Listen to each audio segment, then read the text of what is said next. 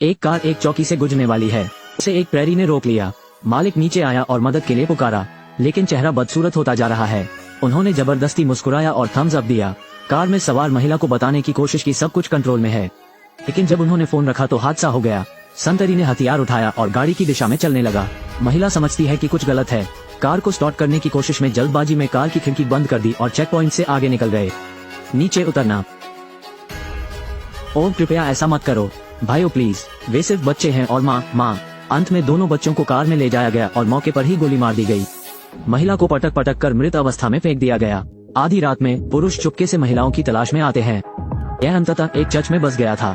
ये पहले से ही शरणार्थियों से भरा हुआ है जो बच गए। चाहे बड़े हों, बच्चे हों या बुजुर्ग, सबके अलग अलग घाव हैं। महिला जब जागती है तो सबसे पहले अपने बच्चे की तलाश करती है। लेकिन मुझे नहीं पता कि मैं अब अपनी रक्षा नहीं कर सकता, क्योंकि विद्रोहियों का एक जत्था यहाँ तलाशी के लिए आया था। वे यहाँ उनकी तलाश कर रहे हैं, जिस व्यक्ति का नाम सूची में दर्ज है। बड़ी संख्या में पीड़ितों को जबरन उठा लिया गया। ये देखकर कि अधिकारी धीरे धीरे महिला के पास आ रहा है। महिला ने घायलों के घावों पर पट्टी बांधने और खुद को छिपाने की पूरी कोशिश की। वो इतना भयभीत था कि उसका चेहरा पसीने की बूंदों से ढंक गया था। बंधा हुआ हाथ भी बेकाबू होकर कांप रहा था, लेकिन भाग्य ने अंत में उसे जाने नहीं दिया। उसे पकड़कर बैरक में प्रताड़ित किया गया। जबकि ये दरिंदे ध्यान नहीं दे रहे हैं, उसने अपने साथियों को भागने में मदद करने के लिए ग्रेनेड उठाया। जल्दी जाओ। लेकिन मैंने आखिरकार उनके साथ मरना चुना। इसी बीच महिला के पति को टूटी हुई कार मिली। कुछ साधारण मरम्मत के बाद मैं अपनी पत्नी को खोजने के रास्ते पर हूँ, लेकिन रास्ते में उन्होंने एक ऐसा दृश्य देखा जिसने उन्हें बहुत झकझोर कर रख दिया। पत्नी को खोजने के लिए शख्स ने चलाई क्षतिग्रस्त कार, लेकिन कुछ ही देर में मैंने कई ट्रकों को गुजरते देखा, लेकिन ट्रक में माल नहीं है। ये लाशों का एक पूरा कार लोड है। फिर वे आगे बढ़ते हैं। ज्यादा दूर नहीं, संयुक्त राष्ट्र का काफिला विदेशियों को निकाल रहा है। शरणार्थियों की भीड़ उनके लिए पूछती है। मैं खुद को अच्छा समय दे सकता हूँ, सिर्फ इसलिए कि वे विद्रोहियों की तलवार के नीचे नहीं मरना चाहते। मुझे मार डालो, मैं एक चाकू के नीचे नहीं मरना चाहता। कृपया मुझे अपने मुंह में गोली मार लें। जब सभी विदेशी बस में चढ़ जाते हैं, आदमी अपनी छोटी सी टूटी हुई कार चला रहा है। यूनाइटेड किंगडम के काफिले का पालन करें। जब यूनाइटेड किंगडम के सैनिक अभी अभी निकले थे, कुल्हाड़ियों और कुल्हाड़ियों से लैस हुतू लड़ाकों का एक समूह अभी अभी जगह की ओर लपका। मौत से बचने की गुहार लगाते तुसी शरणार्थी, और जो होने वाला है वो एक अत्यंत क्रूर नरसंहार है। यह 1994 का रवांडन नरसंहार है। कुछ ही महीनों में लाखों लोग मारे गए। लाखों लोगों को अपना घर बार छोड़ना पड़ा। प्रारंभिक वर्षों में रवांडा वास्तव में सुंदर पहाड़ों और नदियों का देश था। यह विदेशियों की नजर में एक खूबसूरत हॉलिडे पैराडाइज है, और इस भूमि पर है सदियों से दोनों देशों के बीच की शिकायतों और शिकायतों को छिपाना। द्वितीय विश्व युद्ध के दौरान रवांडा बेल्जियम का उपनिवेश बन गया। उनके औपनिवेशिक प्रबंधन को सुविधाजनक बनाने के लिए उन्होंने मोटे तौर पर सभी रवांडावासियों को 2 गुटों में विभाजित कर दिया, और उनका वर्गीकरण मानदंड काफी मनमाना है। लंबे, थोड़े हल्के रंग वाले लोग तुसी होते हैं। यदि आपके परिवार में बहुत संपत्ति है तो आप तुसी भी हो सकते हैं। और जो काले और छोटे हैं और बर्तन खोलने के लिए परिवार बहुत गरीब है, सामूहिक रूप से हुतस कहलाते थे।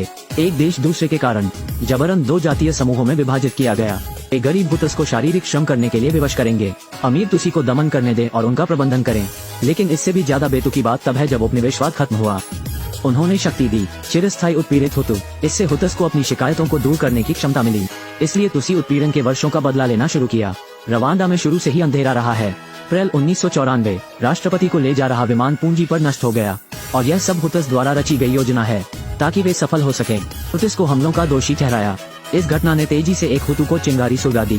हुतस के खिलाफ प्रतिशोध। उस रात कई उच्च पदस्थ तुसी अधिकारियों की बेरहमी से हत्या कर दी गई थी। अगले दिन हुतु मिलिशियामैन रवांडा के प्रधानमंत्री के घर में घुसे। कारण ये है कि प्रधानमंत्री तुसी हैं।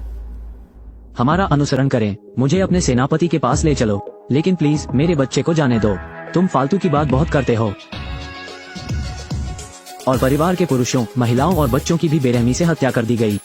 अकेले पहले दिन ती द्वारा लगभग 8000 लोग मारे गए थे। इस माहौल से प्रेरित पूरे देश में हुतस गृहयुद्ध में प्रवेश कर चुके हैं। उन्होंने उत्पीड़ित पक्ष को उठाया और खेती के लिए हसिया और कुल्हाड़ी।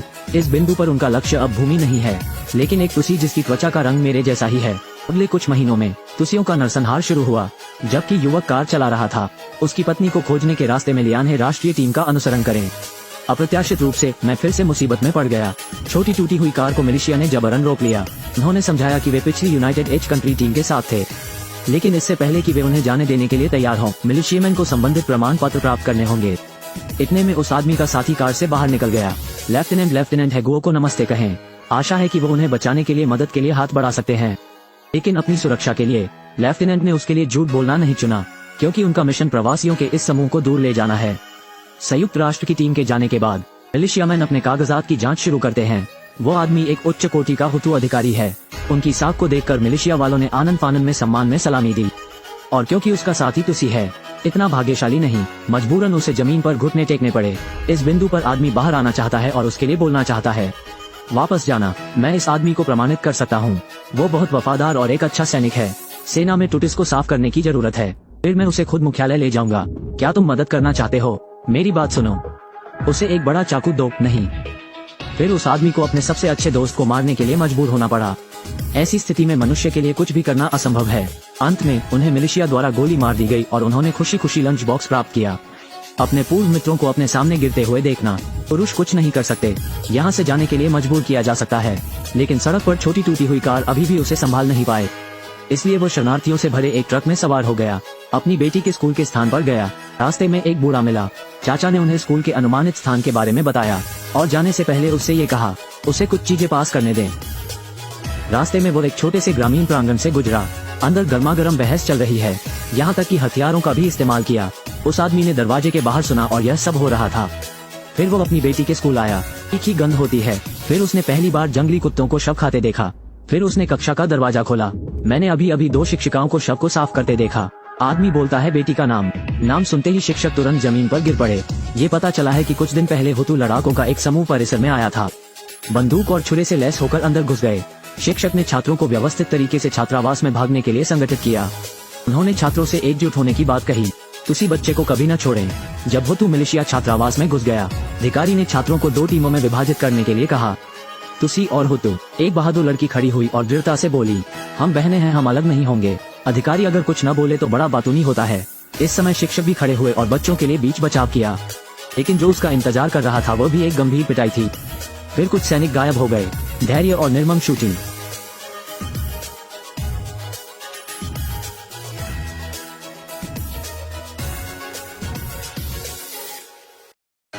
लगभग उन्मादी शूटिंग के फटने के बाद जिंदा था और अभी लात मार रहा था। बच्चे अब लाश हैं। सभी सफेद स्कूल की वर्दी भी लाल रंग में रंगी हुई थी। महिला शिक्षिका को इसलिए गोली नहीं मारी गई क्योंकि उन्हें उनके बच्चों का सहारा था। वो आदमी जिसने खबर सुनी, शिक्षक के बगल में गिरना और घुटने टेकना, 1994 में ऐसा ही हुआ था। रवांडन नरसंहार, अब से केवल 30 साल। मुझे उम्मीद नहीं थी कि यह हमारे इतने करीब होगा। डरावनी चीज युद्ध नहीं है, लेकिन मानव प्रकृति हितों से अंधी है। खुशी है कि हम एक शांतिपूर्ण देश में पैदा हुए। शुक्र है कि अब हमारे पास बहुत सारी अच्छी चीजें हैं।